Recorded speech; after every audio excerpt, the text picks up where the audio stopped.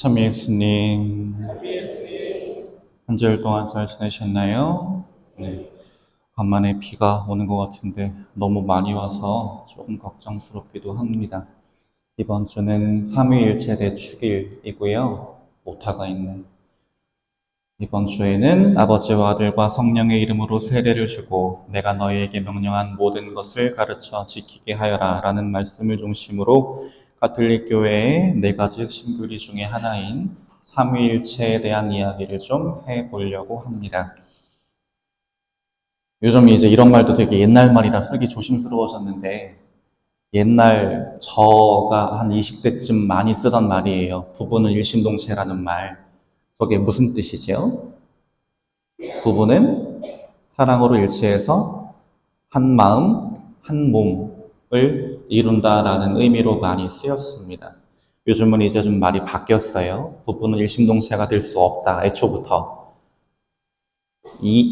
일심이체다라고 이제 요즘 많이 바뀌었는데 아무튼 중요한 건 이 사랑이라고 하는 것을 통해서 평생을 서로 다른 존재로 살아온 두 사람이 한 마음이 된다라고 하는 것이 중요하다라고 할 수 있습니다. 그런데 부부가 이처럼 한 마음이 되기 위해서 사랑으로 일치하는 관계를 이루기 위해서는 굉장히 큰 결단과 희생이 필요합니다. 어떤 결단이 필요하느냐? 사람은 누구나 기본적으로 자기를 중심으로 자기를 위해 살아가는 성향을 갖고 있는데 그런 자기중심적인 성향을 넘어서서 상대방을 향해 나아가기 위해서 커다란 결단이 필요하고요. 두 번째는 이기심이라는 어떤 인간적인 욕심과 한계를 극복하고 나와 함께 살아가는 그 사람에게 맞춰주려면 내 것을 참고 내 것을 내어주는 굉장히 큰 양보와 희생이 필요합니다. 그리고 이 두 가지 결단과 희생과 양보는 상대방을 진정으로 사랑할 때야 비로소 할 수 있는 일이지요. 그래서 처음부터 조건으로 만나서 애초에 사랑도 없고 가문 간의 어떤 이익관계에 따라서 살아가는 관계라고 하면 사실 그것처럼 슬픈 게 없어요. 그래서 우리가 부부가 정말 사랑으로 일심동체가 되는 세상으로 가야 하는데 그러지 못하는 것이 굉장히 슬픈 현실이기도 합니다. 아무튼 이렇게 여러 가지 난관과 어려움을 극복하고 사랑으로 하나의 공동체를 이루는 참된 사랑을 통해서 서로 다른 두 마음을 하나로 모으고 둘 사이에 생긴 신뢰라고 하는 굳건한 유대로 하나의 운명 공동체로 이어지게 되고요. 그렇게 사랑을 통해서 서로의 부족함을 내가 더 나은 부분을 가지고 상대방이 갖고 있는 부족함을 잘 메워주고 채워주고 함으로써 우리는 이런 참된 사랑과 일치를 통해서 인격적으로 완성되어 갑니다. 그래서 옛날 어르신들도 그런 얘기 하셨던 것 같아요. 사람은 결혼을 해야 어른이 된다고. 그래서 그 말씀에 비추어 보면 저는 틀렸어요.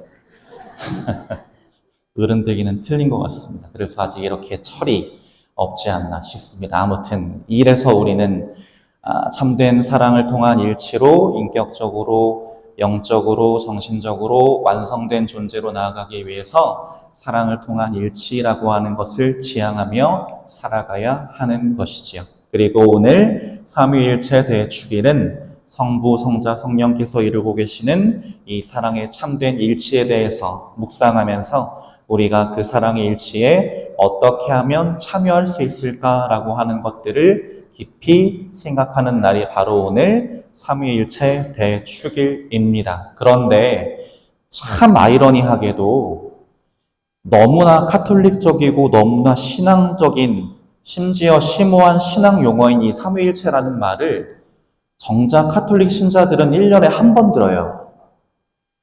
그러지 않으세요? 이 말 평소에 쓰시는 분, 얘들아 삼위일체 하느님을 아니? 라는 말을 자연아 평소에 써? 안 쓰지. 1년에 한 번 들을까 말까 해. 근데 참 아이러니한 그 세상 사람들은 이 말을 되게 많이 써요. 어떨 때 보통 많이 쓸까요? 이 말을. 세 가지 요소가 하나로 어우러져서 뭔가 결과물을 낼 때 모모가 삼위일체를 이뤘다. 이런 말을 굉장히 오히려 세상 사람들은 즐겨 쓰는 모습을 보이기도 합니다. 아무튼 그렇다면 이제부터 모두가 저의 눈을 피할 시간. 왜 띄워놔줄까 이 창을. 삼위일체. 하나야. 삼위일체가 뭐야?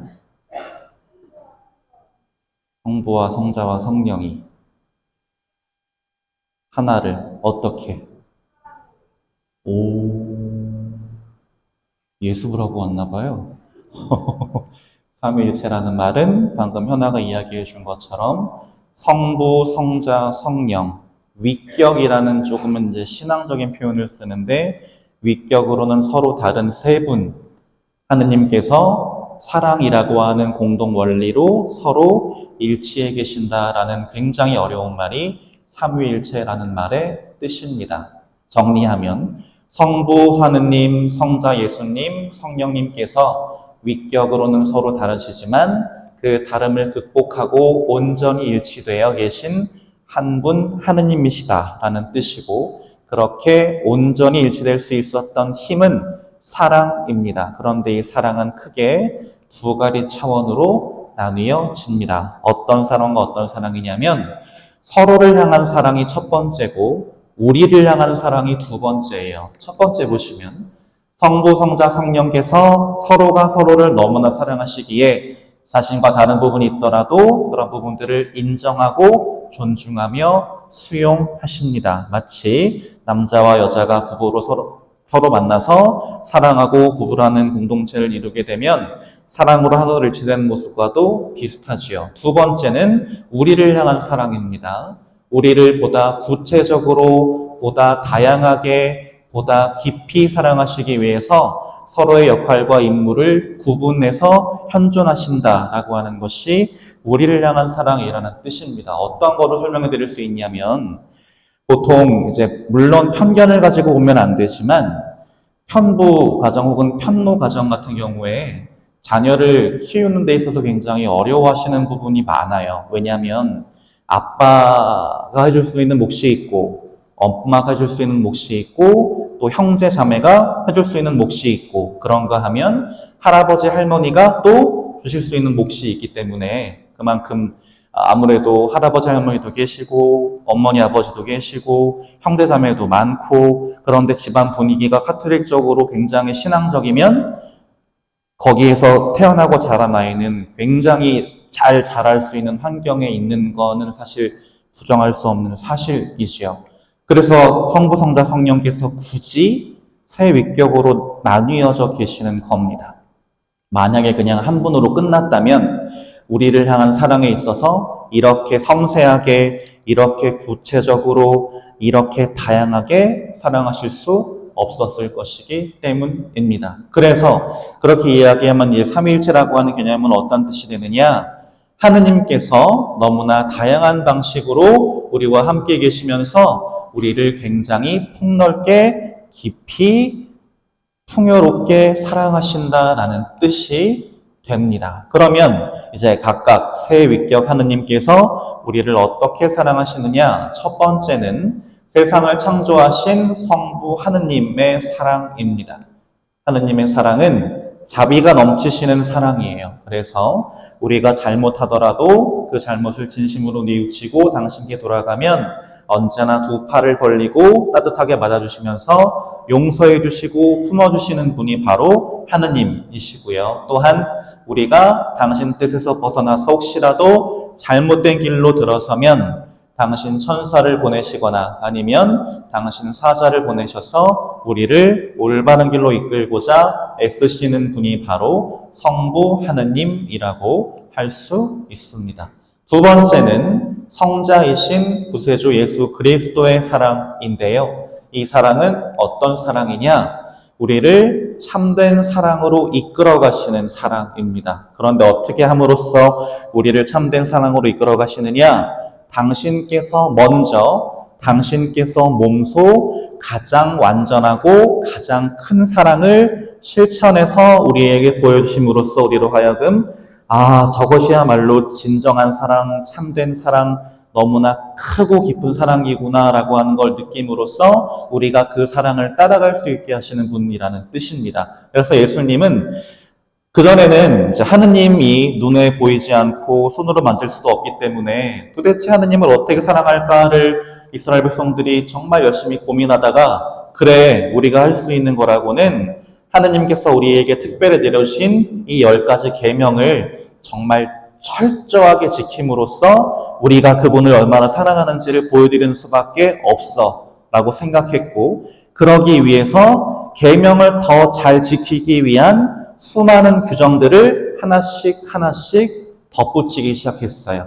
그렇게 생긴 것이 율법이라는 것인데, 문제는 그 율법이 나중에는 불어나서 몇 개까지 됐냐면 613개나 됐습니다. 만약 봄이야, 우리가 지켜야 할 게 10개의 계명이 아니라 613개 계명이면 감당할 수 있겠니? 바로 X가 나오죠? 네, 이게 당연한 부분이에요. 하느님을 어떻게 사랑해야 될지를 몰랐기 때문에 한 실수예요. 그래서 예수님께서는 직접 우리에게 오셔서 하느님을 어떻게 사랑해야 하는지, 하느님이 우리를 어떻게 사랑하시는지를 알려주시고 이끌어 주신 겁니다. 그리고 처음 말씀드렸던 것처럼 당신 자신을 우리를 위해서 온전히 내어주시는 그런 헌신적인 희생과 사랑으로 우리가 본받아야 할 완전한 사랑이란 무엇인가라고 하는 것을 모범적으로 보여주시기도 했지요. 그리고 세 번째는 성화주이신 보호자 성령이십니다. 성화주라는 말이 조금 익숙하지 않으실 거예요. 창조주는 당연히 천지창조가 아니라서 알겠고, 구세주도 우리의 죄를 용서하시기 위해서 당신이 희생하셨다는 거 알겠는데, 그러면 성화주는 무슨 뜻일까요? 성화. 하느님을 닮은 자녀로 거룩하게 변화해 간다라는 뜻입니다. 그리고 성령께서 우리를 그런 방향으로 이끌어 가신다라는 뜻이기도 하지요. 그래서 성령께서는 우리에게 어떤 사랑을 주시느냐? 우리가 신앙생활하는 데 있어서 필요한 은총들을 알맞게 풍족하게 베풀어 주시는 분이 바로 성령이십니다. 그런 은총을 왜 베풀어 주시느냐? 우리가 하느님 뜻에 따라 살면서 그 삶이 얼마나 기쁘고 행복한지를 누릴 수 있도록 이끌어 주시기 위해서 주시는 거고요. 그리고 우리가 하느님을 사랑으로 섬기고 그분을 향한 그 사랑의 힘으로 그분 마음을 아프게 드리지 말아야지라는 마음으로 적극적으로 죄를 피하면서 하느님 사랑 안에 깊이 충만하게 영원히 머무르도록 이끄시기 위해서 성령께서는 우리를 각자에게 필요한 은총들을 그때그때 베풀어 주시면서 우리로 하여금 하느님을 닮은 거룩한 자녀로 변화해 가도록 이끌어 주시고 계시는 겁니다. 이렇듯 성부 하느님, 성자 예수님, 성령님께서는 각자만의 고유한 방식으로 각자만의 고유한 활동으로 우리를 더 깊이 사랑하시면서 우리를 당신들의 그 사랑 안에 이끌어주고 계시는 것이죠. 마치 저 부처럼요. 하느님의 영의 인도를 받은 이들은 모두 하느님의 자녀입니다. 라는 바오로 서간의 말씀을 따왔는데요. 그래서 이 성부, 성자, 성령 중에 특히 성령께서 우리를 저렇게 부처럼 이끌어 가시면서 성부, 성자, 성령께서 이루고 계시는 그 사랑의 일치 안으로 우리가 잘 나아갈 수 있도록 이끌어주는 역할을 하고 계십니다. 그래서 그런 이야기들이 이제 로마서에 나오는데요.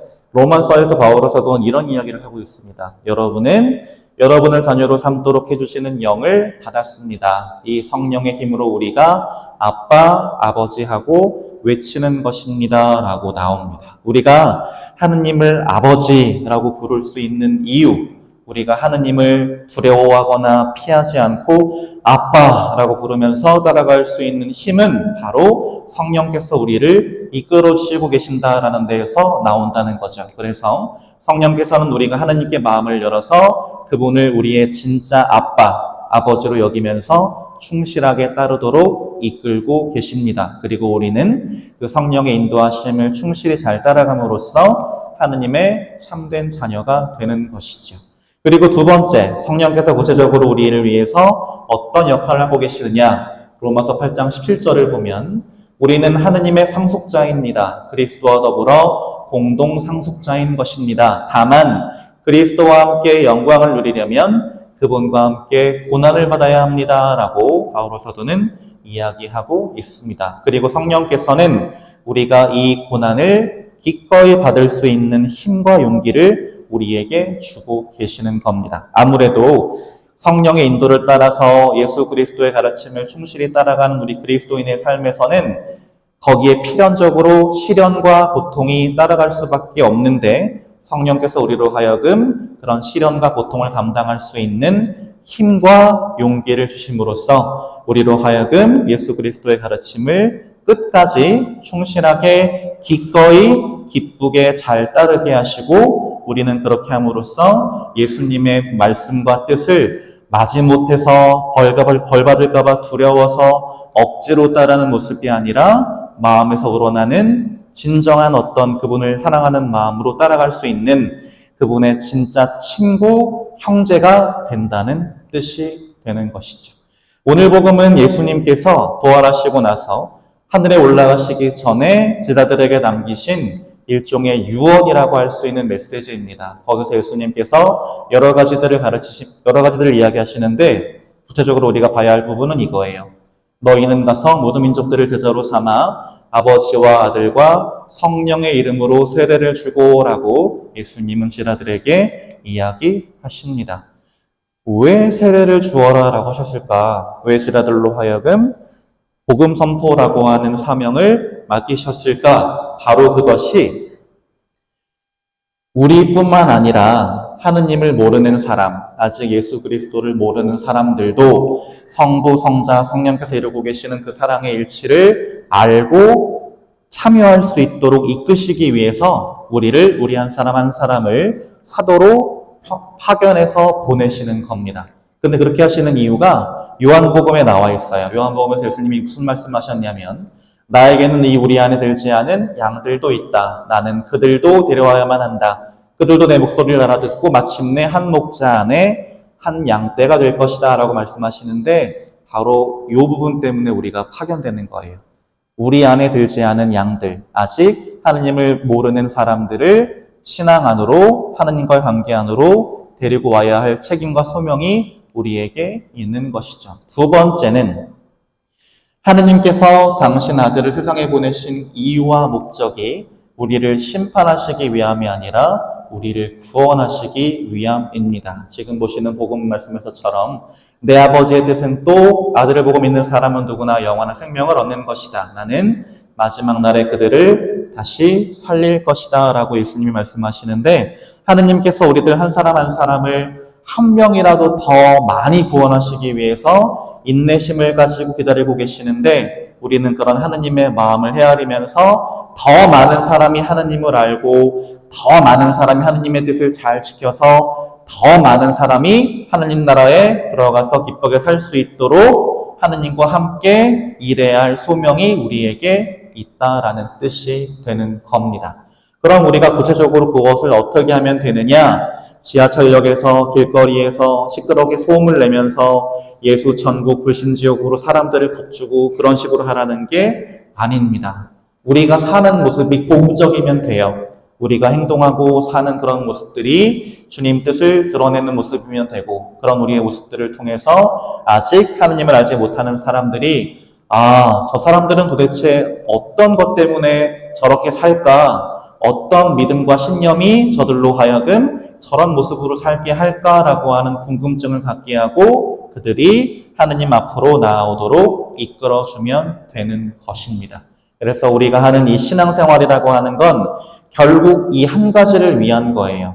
성부, 성자, 성령, 우리를 너무나 사랑하시고 우리를 구원하시기 위해서 우리와 함께 계시면서 사랑을 주시는 저 새 위격 참된 하느님의 활동에 힘입어서 내가 받은 그 사랑의 소명을 잘 완성해서 결국 우리도 하느님께서 이루고 계시는 그 사랑의 일치 안으로 들어가는 것, 그것이 바로 우리가 신앙생활을 하는 이유이자 의미가 되는 겁니다. 그렇다면 여러분 이제 삼위일체 하느님을 내 삼위일체 하느님을 향한 나의 굳은 믿음을 가장 극적으로 드러낼 수 있는 기도가 뭔지 아세요? 서영아, 뭐게?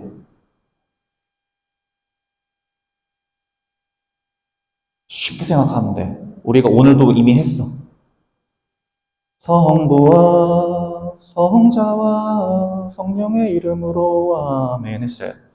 성경이 그렇습니다. 근데 사람들은 잘 모르시는 것 같아요. 그냥 성호경은 기도 시작하고 마칠 때 하는 거라고 잘못 아시고 계시기도 하지만 성호경은 그 자체로 굉장히 아름답고 완전한 기도가 되는 것입니다. 구체적으로 어떻게 하는 게 성호경이냐? 자, 손으로 이마를 찍으면서 무엇을 생각하냐면 하느님 아버지께서 우리를 너무나 사랑하셔서 세상을 창조하시고 나를 참된 행복으로 이끌어 가시기 위해서 당신 섭리로 나를 잘 이끌고 계시는구나를 생각하는 게 이마를 찍으면서 하는 성부와에 들어있는 의미예요. 두 번째, 성자와는 심장, 가슴 한복판을 찍으면서 성자와를 외치면서 우리는 무엇을 기억하고 기념하냐면 그렇지, 예수님이 우리를 너무나 사랑하셔서 당신의 목숨까지도 나를 위해 내어주셨지. 그러니 내가 이렇게 대충 살면 안 돼 라는 마음을 되새기는 것. 그리고 성령 하면서 어디를 찍어요? 심장에 가까운 왼쪽 가슴을 찍습니다. 그러면서 무엇을 기억하냐면 그렇다면 성령께서 나를 이끌어 가시도록 내가 성령의 인도를 충실하게 잘 따라 살아서 하느님 아버지의 뜻에 부합되게 살아야지를 기억하는 것이 성령의 그리고 마지막 이름으로는 이 모든 것이 하느님의 이름으로 이루어진 것이구나. 하느님 아버지의 뜻으로 이루어지는 것이구나. 그러니 나도 그분의 뜻을 잘 따라가면서 살아야겠구나까지 기억하는 게 성부와 성자와 성령의 이름으로에 들어있는 의미입니다. 그리고 그 기도는 뭘로 끝맺죠? 아멘으로 끝맺죠. 아멘은 무슨 뜻이에요? 설마 이건 아시겠지? 그대로 저에게 이루어지소서. 제가 바친 이 기도가 저에게 이루어지기를, 제가 지금 바친 이 기도를 지향하면서 이 기도 내용대로 살기를 바라는 마음으로 마무리하는 것이 성부와 성자와 성령의 이름으로 아멘이라는 기도문 안에 담겨있는 뜻입니다. 그러면 3.1절 대축일을 보내면서 우리 이번 한 주 동안 제대로 한번 성호경을 좀 받쳐보면 좋겠어요. 다른 사람들 보기가 부끄러워서 혹시라도 내가 신자인 게 드러나면 야, 너는 카톨릭 신자인데 뭐 그러냐? 라는 말을 들을까봐 부담스러워서 성호경을 못 끄고 기도하시는 분들이 있더라고요. 그래서 식사당 기도하실 때도 이렇게 못 하시고 남들 안 보이는 허벅지 같은 데 이렇게 조용히, 실제로 있는 일이에요, 그게. 이런데 조용히 하고 마음으로 기도하고 드시는 분들 계셔요. 그래가지고 우리의 신앙이 담대해질까요? 기왕 기도하실 거면 제대로 하시면 좋겠어요. 그러면 아마 물어볼 거예요. 야, 그게 뭐야? 너 왜 그렇게 기도하는 거야? 그럴 때 내가 한마디만 지금 들으신 거 잘 기억했다가 얘기해 주시면 선교라는 게 굉장히 대단한 게 아니에요. 내가 성호경만 똑바로 그어도, 그리고 성호경을 똑바로 그은 만큼 내가 하나님 뜻에 맞게 살아봐야지 라는 마음만 품어도 거기서부터 우리는 최소한 70점은 따고 들어가는 겁니다. 그래서 왜 주임 신부님께서 올해 사모부 정하시면서 한 사람당 한 명씩 한번 우리가 인도해보자 라고 하신 부분도 있잖아요. 그래서 그 부분 잘 기억하시면서 성호경을 기도로, 삶으로 충실하게 바치면서 나도 그분 뜻에 따라서 기쁘게 살게 노력하고 나를 통해서 다른 사람들도 하나님께 이끌어보는 그런 삶을 한번 이번 한 주 우리가 살아볼 수 있었으면 좋겠습니다.